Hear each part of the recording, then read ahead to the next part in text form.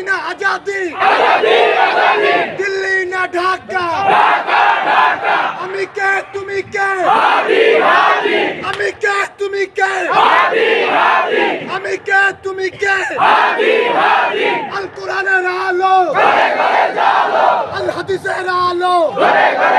আমাদের ভাইয়ের রক্ত দিয়ে আমাদেরকে যে পথ দেখিয়ে গেছে সেই পথ তো আমরা ছাড়তে পারবো না। আরে আমাদের চোখের সামনে কোরআনের পাখি শহীদ আল্লামা দিলওয়ার হোসেন সাইদ রহমাতুল্লাহ আলাইহি আল্লাহর বান্দা আজ থাকলে আর এক একটা বিভাগেও জেলা রাখবেন, এক এক বিভাগেও একটা কদম ফেললে কি বিপ্লবটা হয়ে যেত।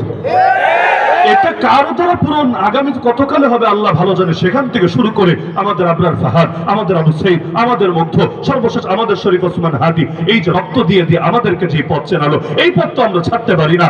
এত রক্ত যখন দেওয়াই হয়ে গিয়েছে, চূড়ান্ত বিজয় তো অর্জন করতেই হবে।